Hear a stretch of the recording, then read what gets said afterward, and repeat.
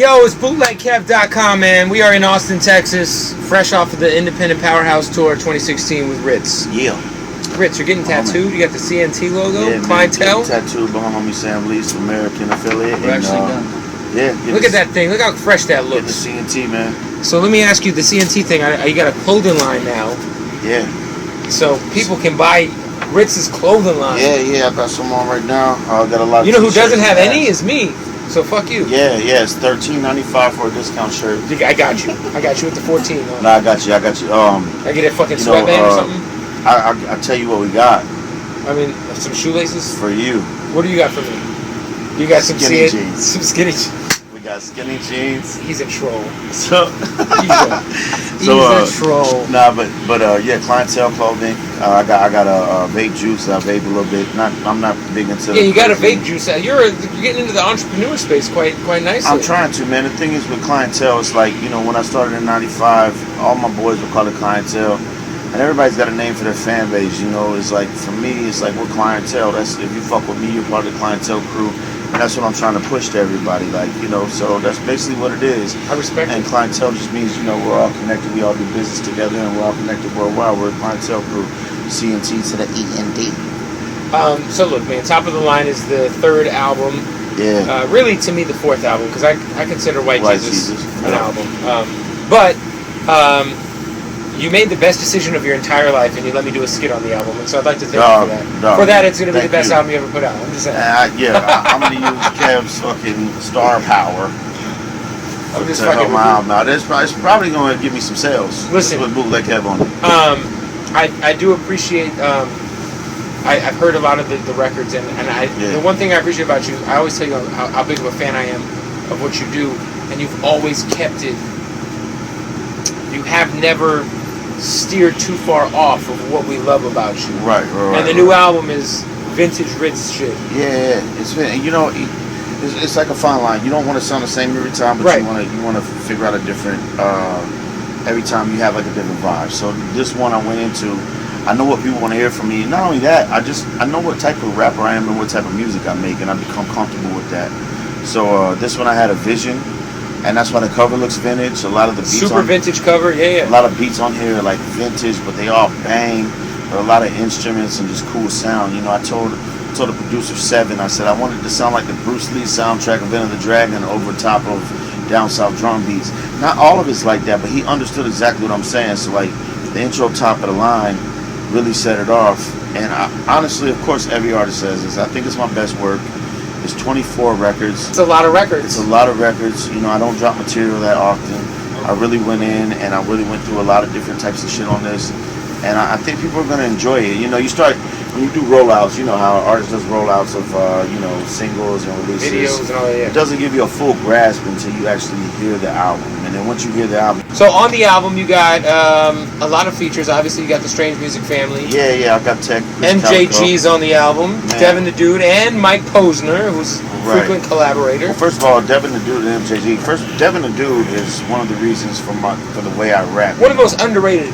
Yeah, and I said in a thing, like I said in an interview, his syllable play, like some people sleep on it, but like it's pretty genius. You know, some people sleep on Tupac's syllable play, like simple syllable play leads to good raps, like, you know. And Devin the Dude is a great rapper, and for people that don't recognize that, I just think they don't have an ear for rap music. Now MJG, his flow, I believe, is responsible for maybe 15 years of Southern artists the way they rap. On MJG. You know, and 8-Ball as well. I mean, 8-Ball was on White Jesus, so I wanted to reach out to MJG this time. On Pie.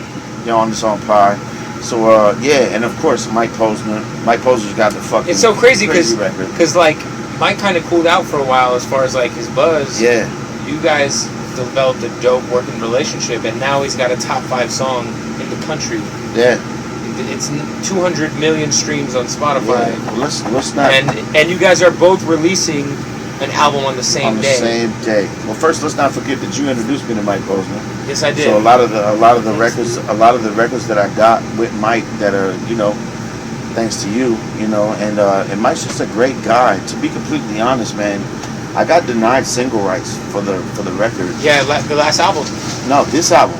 like the new, oh yeah, that is true. And then he went and like the new song. I reached out to Mike, and Mike was like, "Let me handle it." And Mike, he didn't have to do that, man. So inside of the groove, and he handled it right. He's a great guy. Now, when you say denied single rights for normal people, what does that mean? So what it means was, so you can have a song that says like, okay, this is gonna be my radio single, but if that artist label does not allow it, then it's a just rap. an album cut. Yeah, it's a rap. And then so people don't understand that. So like Mike went to bat for me to the label, and Mike's a great guy. And then me and you know this. We talk about Mike being hot one time and then him being off the radar for a second. But Mike's been writing record. What he did, Sugar from Maroon 5. Oh yeah, it's amazing. He's an incredible guy. He's an amazing guy and just one of the most talented, underrated artists. Nice person, man. So like we had a great record. Shout out to E40, man, having an OG like that on my record. And E40 has been one of the most relevant, been able to stay relevant for years. Who's done that?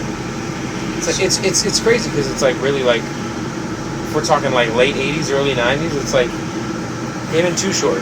Yeah. I mean, think about it's a short list. E40 is OG and got a lot of pull in the game, and I didn't get E40 on it because he stays relevant. I got E40 on it because it's E40. You know, you've always told me, as I was trying to ask you, like, we've talked, like, well, what are you listening to? Who influences you? And, like, for the most part, you don't listen to nothing except for the shit you like. Yeah. The old shit that you love. Like, I listen to some new rappers every now and then. What are some of the new rappers that you appreciate that you get to listen my to? fans get really upset, man. You know, I try to go for the best. So I listen to Drake. And Drake is incredible. I really think Lil Wayne is probably one of the best rappers. I think at the end of the day, when people realize what he brought to the game, I know his style has changed over the years, but I think Lil Wayne is one of the best rappers of all time. The new project with 2 Chainz is dope too. Yeah, 2 Chainz is shit. I mean, as far as there's so many new rappers that are out there. I mean, I got homies that that are on my type of playing field that do that thing too. Like, there's a ton of rappers out there that are really rapping these days. But I stick with the old school, man. I like I like what I like, man. It's hard to change that, man. I'm an Outkast guy. I'm a Tupac guy. Did you watch the Organized Noise documentary that's just got released on Netflix? No, I didn't. It's on. It just got put on Netflix. I know you're on the road. If you got time to watch it, I will, man. Shout out to Organized Noise. You got the ATLian tat. Yeah, I got the ATLian tat that I need covered up. You gotta get big. Listen, I know you tried to get Big Boy on this last project. I tried to get Big Boy for the next album. We gotta make it happen. Big Boy, the yeah comes from you. You know that. Listen, Big Boy's trademark is yeah. I just put the in front of it, and I was such a big fan. And honestly, I don't think there's a fresher rapper than Big Boy. Like when you look at fresh, like for sure, dude's so fly, man. And when I was a kid, I just wanted to be like him. So to have Big Boy on the record one day, I hope that happens. We haven't made it happen. You go into these albums with ideas of who you want as features, and 9 times out of 10 they don't happen. So you got to scramble and figure out, okay, who can we get? And then everybody's idea, from a label's point of view or a radio point of view, you want to get the hot guy. Right. But for me, I want to get somebody that's influenced me. So it's like, but some of the older guys that influenced me, they're burned out on the game. So it's a fine line trying to figure out who to get as features. And fans have expectations too. So you're getting married soon. Yeah, getting married soon. How's planning a wedding going for you? It's good, man. I've been tasting some cakes. A lot of crown. Is it gonna be a Crown Royal cake? We're gonna have Crown Royal. What's that shit called? The guest little gifts. Yeah, little gifts. Little gift bags. Yeah, little Crown Royal with personal labels on it. It's cool, man. I'm excited about it. It's about time. We've been together for like 10 years. Time to get married. Time to grow up. It took me a long time. A lot of people look at me and really my rap career. We can put this real simple, real fast. I was a fucking studio head that rapped forever, that never had no education. I quit rapping, got a job I took serious, got lucky, got through with Yellow Wolf and got some traction. And every time I keep making a little bit more money, just enough to like, okay, I bought my first car, now I'm renting a house, now I can get married. Maybe next time I have enough to have a kid, and maybe next time I have enough to buy a house. People just automatically think you just get it and you're just, and it's not like that, man, and that's the reality of it. So I can't complain though, man. I'm living good and I'm blessed. You're comfortable. I'm blessed, man. I mean, off of your craft. Yeah, I mean, I know Bootleg Kev. He's a fucking famous person. This fucking guy. This guy's a fucking maniac. I am a maniac, but not quite as much of a maniac as Rittz. Jesus Christ. Yo, the one thing that I like that always drew me in to you initially. I think obviously the first thing I heard was a Box Chevy, right? Yeah, Box Chevy. That was the first time I ever heard you, and then the first solo record I heard, what was that? I think it was either High Five or it was Smashed Potatoes. Smashed Potatoes. Shout out to DJ Burn One. And I was hooked automatically. And then White Jesus dropped, and I think I got you on the phone like right away.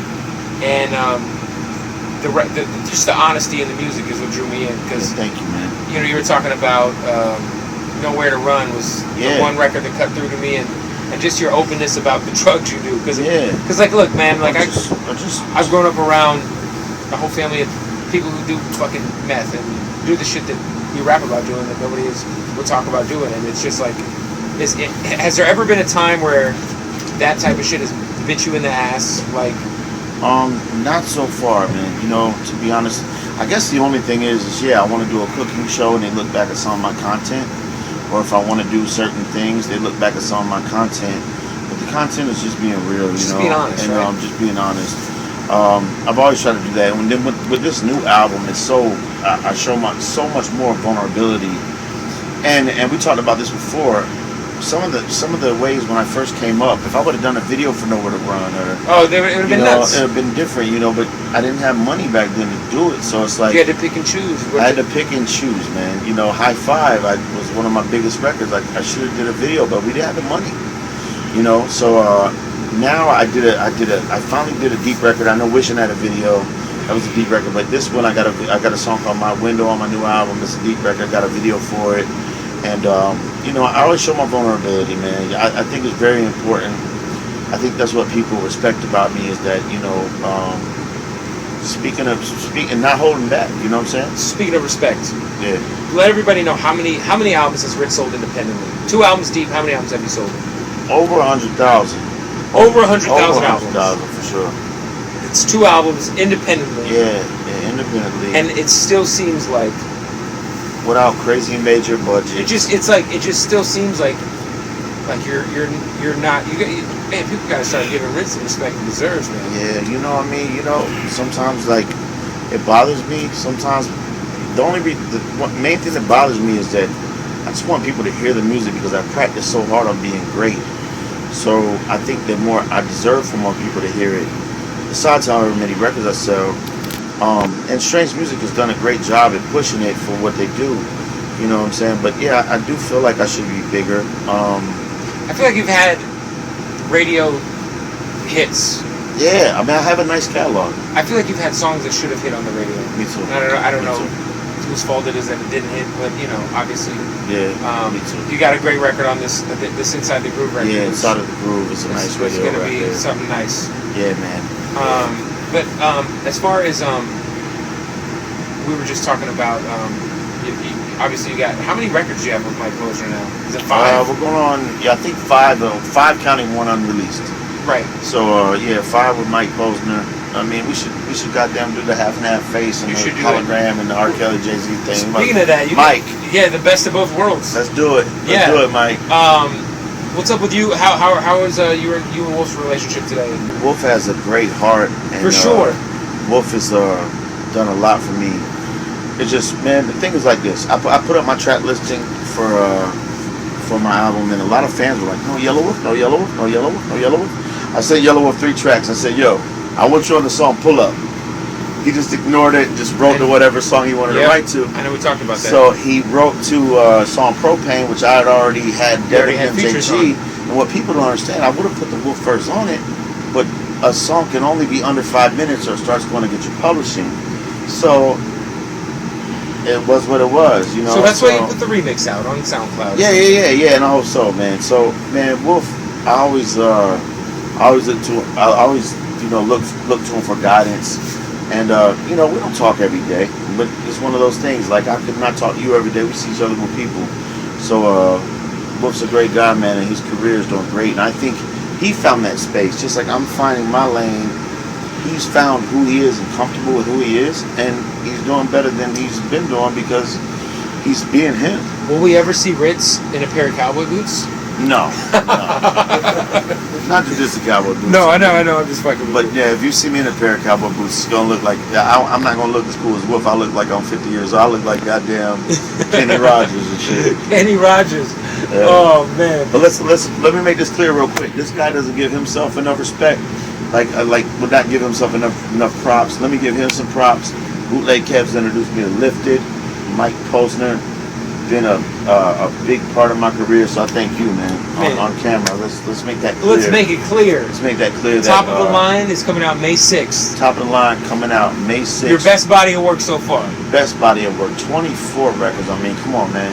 All these people that say, oh, Rittz raps the same on every record. No, motherfucker, you need to listen. All these things are switched up. Different rhyme schemes, different topics, and different styles. Yo, with anybody who listens to you, bro, it's like every time they listen to like I could listen to a record of yours the first 30 times, and each time I hear something different that I didn't catch the time before, and that's why I'm just such a big fan. Because it's like you could like the listening power of like, yo, man, wow, wait a minute, I didn't catch that the first time or the 10th. Like, damn. And it's one thing to chop, but it's another thing to actually say some shit. And I don't think that's what I think when I catch flack over my lyrics. I think that a lot of people don't appreciate what I put into the chopping.